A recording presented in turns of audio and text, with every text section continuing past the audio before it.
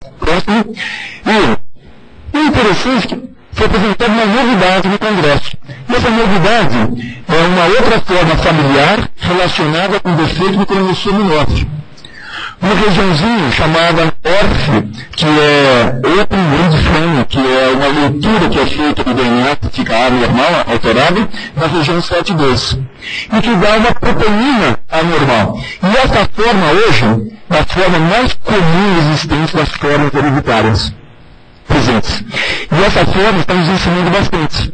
E algumas pessoas chamadas esporádicas, que não tem ninguém na família afetado, apresentam uma alteração dessa proteína. E o interessante é que é só um indivíduo e o restante familiar não tem. E alguns familiares que têm essa alteração não apresentam a doença. Ou seja, daí a dificuldade do exame genético também. Eu quero fazer um exame genético no meu filho para saber se ele vai ter doença. Pode ser que ele tenha a alteração, mas pode ser que ele nunca vá desenvolver a doença. Porque depende de outras proteínas e a forma como que se relaciona com essas proteínas anormais também. Tem muito cuidado com os exames genéticos que nós fazemos. O próximo que tem. As características clínicas dessa forma são assemelhadas daquela esclerose lateral-amiotrófica que nós conhecemos. Mas esta foi a grande novidade que foi apresentada no Congresso. E o interessante, alguns indivíduos com esta forma apresentam-se clinicamente com Parkinson. Alguns indivíduos apresentam unicamente com Alzheimer. E o interessante é que lá em Wuhan, quando o primeiro médico que escreveu aquela enfermidade, verificou que os pacientes tinham ela, Parkinson e Alzheimer. O mesmo paciente, só faltou ser corintiano. Desgraça completa, né? Não é possível. O mesmo indivíduo, né? E falar argentino. E falar argentino. Não é isso? E o interessante é que algumas pessoas compartilham esses genes com outras doenças degenerativas. De novo, então o estudo desta forma é um estudo bastante interessante para entendermos essas enfermidades que aparecem.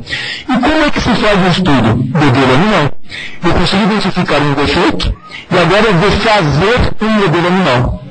Aquele mesmo defeito que eu encontro nos humanos, eu vou inserir aquele defeito nos modelos animais. E o primeiro modelo animal para esse fim, quem fez? Foi Percy Dick, aquele senhor que apresentou naquela fotografia. E o modelo animal foi do Superóspidus mutans, do latim, do camundongo. E através dos estudos, eu vou estudar essas proteínas que estão alteradas. E assim eu tenho um modelo para entender o que está acontecendo de uma forma evolutiva. E nesses entendimentos, eu falo doença do neurônio motor.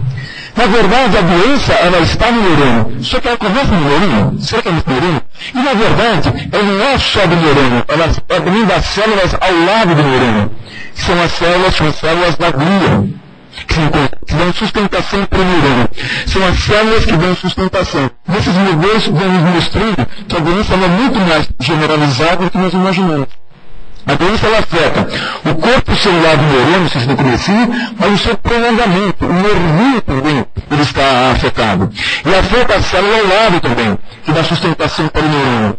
E nesses modelos animais, nós verificamos que aquela proteína anormal, ela está anormal no neurônio, ela está anormal no nervinho, ela está anormal na célula ao lado do neurônio, assim como também ela está anormal no músculo. E o interessante que é, quando eu encontro uma proteína anormal em todos os territórios desse tipo, nossa, está azarada essa pessoa. Mas olha só, se ela estiver anormal aqui, mas anormal aqui também, a doença é menos grave. Ou seja, a passagem de informação tóxica de uma célula para outra fica menos rápida. Olha que maluquice que é isto. É a tentativa de proteger. Nós temos, portanto, a tentativa de proteção. Nós criamos formas, mecanismos para nos proteger daquilo que leva a comprometimento. E quem passa a informação de uma célula para outra célula são os fatores tróficos. São os fatores que informam o como que a célula tem que fazer. E se esta passagem, se essa migração dessas substâncias estiver comprometida, eu tenho um envolvimento, comprometimento do neurônio e ele morre. E dentre as formas de comprometimento do neurônio são os processos inflamatórios, vindos de infecção, vírus, bactéria, fungo, parasita. Processos inflamatórios por trauma. movimentação excessiva, exercício excessivo, por exemplo. Isto faz com que ocorra um processo inflamatório e essa inflamação em volta do neurônio. Só que já está sendo descoberta a seguinte condição: existe inflamação benéfica e existe inflamação benéfica. Quando se fala em inflamação, ela não é única. E nós precisamos do processo inflamatório para curar os tecidos. Só que se for excessiva, em vez de curar, lesiona os tecidos. Nós estamos descobrindo essas condições. As células, elas têm que fazer proteínas. E a proteína, ela é feita, depois degradada. Feita e degradada. Se acumular proteína normal, a célula fica comprometida. Para poder fazer proteínas, a necessidade de energia. A mitocôndria tem que funcionar de uma forma legal. Se a mitocôndria funciona de uma forma anormal, eu tenho excesso de radical livre. Portanto, há vários estudos foram mostrados no Congresso em relação à mitocôndria, em relação à morfologia, alterações na cadeia respiratória, alterações relacionadas com proteínas, com genes mutados, alterados, com uma alteração relacionada com o cálcio que entra dentro da mitocôndria, o processo de excitação do neurônio excessivo e o processo de transporte das proteínas. As mitocôndrias estão relacionadas com todos esses aspectos. Então elas assumem uma importância muito grande. E esse é o mapa que eles colocaram em relação a onde é que pode estar a doença. Qual é o fator que pode levar à doença? O fator pode estar aqui, pode estar aqui, pode estar aqui, pode estar no transporte de proteínas, pode estar na ação em relação ao músculo, pode estar relacionado com aquela fonte produtora de proteínas e degradação delas, ou na produção energética. E cada menino daqueles 23, 24, 25 anos estuda um pedacinho deste. E cada pesquisa desta custa $1,5 milhão, $2 milhões. Cada pesquisa desta. Estavam lá no Congresso 943 pessoas, 253 pôsteres, apresentação todos os dias, todos os horários, e assim, coisas muito rápidas, ou seja, nós não estamos sozinhos. Tem uma porção de gente estudando a esclerose amiotrófica, cada pedacinho deste, para que nós entendamos. E aí aparece alguém falando, eu tenho a cura, célula-tronco. Célula-tronco aonde? O que ele vai fazer? O que ele vai colocar? Terapia genética, aonde? O que ele vai colocar? Muito cuidado com as mágicas oferecidas pelas pessoas. Há necessidade de pesquisa, só que não são lentos. O resultado positivo tem que ser trazido rapidamente para as pessoas. E esses processos vão nos ensinando que a doença pode ser por toxicidade, ela pode ser por alteração nas células da glia, ela pode ser por alteração da mitocôndria, pode ser por alteração na formação proteica, no fluxo dessas proteínas em relação ao nervinho, pode estar relacionado com fatores tróficos, com processo de morte celular, com processo inflamatório, são todas as teorias que são colocadas, e pode ser que nós tenhamos, no mesmo indivíduo, todas essas teorias colocadas em conjunto. E aqui está o Dr. Sidique novamente, apresentando um trabalho fantástico do grupo dele lá de Chicago, e esse trabalho fantástico com uma proteína chamada ubiquinina. Essa proteína chamada ubiquinina, ela é muito importante. É uma proteína fundamental para as células. Essa proteína chamada ubiquinina, então vejam só, a proteína ela é feita e ela tem que ser degradada, porque nós vamos trocando, antes ele isso. E quem que degrada? Ela tem que passar por um funil. Esse funil se chama proteação. E nesse funil, há um Roto-Rooter, quebra a proteína. Igualzinho que o cortador de alho que tem em casa. Igualzinho. E fica microalho, novamente, que está lá. E esse pedacinho pequenininho, depois, ele é aglomerado, ele é juntado e forma a proteína novamente. E está fazendo esse ciclo direto, o tempo todo. E qual é a proteína que eu tenho que degradar? A proteína que já está perdendo a sua função. E como é que eu sei qual é a proteína que está perdendo a sua função? Aí eu tenho um indivíduo de controle de qualidade. Quem que é esse indivíduo? A ubiquitina. A ubiquitina é uma marca que eu ponho.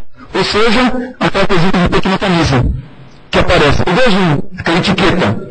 É uma etiqueta. Eu faço a etiqueta, uma proteína, ela entra naquele funil, quebra, então eu tenho agora fora a proteína de novo, a etiqueta está livre. Ela está livre, se ela vê uma proteína anormal, ela gruda de novo, vai para o proteação e quebra. Isso se faz, se refaz. Faz, se refaz. Dentre as ubiquitinas, nós temos a ubiquinina, que é essa proteína que esse indivíduo está trabalhando. E ela é importante porque ela vai reconhecer esse tipo de comprometimento. E se a ubiquinina for anormal? E se for uma etiqueta que não consiga ver direito a proteína anormal? Se ela não conseguir etiquetar, é alguém que é funcionário público. É igualzinho, não vê nada que aparece. E se não vê nada, o serviço não acontece. Aglomeram as coisas. E o aglomerar as coisas aqui é igualzinho o acúmulo de lixo. Se tem um acúmulo de lixo, você não retira o lixo, acumula mais, não retira, acumula mais, não retira, a cidade para. Nápoles, na Itália. É isso que acontece, que aparece. Então, esta proteína, ela é muito importante. Então, todas aquelas formas genéticas que eu coloquei, no final delas, é exatamente essa alteração proteica. Ela fica toda disforme, mal formada, aglomerada, e isso faz com que a célula não consiga mais ter uma função adequada. E esse comprometimento começa a levar a alteração em toda a célula. E mais ainda, em volta da célula, em volta da célula. E o fator difusor disto afeta a célula vizinha, a vizinha e a vizinha, daquela forma que a gente colocou inicialmente naquela condição. E a ubiquinina, ela funciona, portanto, como um lixeiro. Se eu não estiver presente, aglomeram-se as proteínas anormais, que são as inclusões. E aquele aglomerado altera, portanto, a função celular.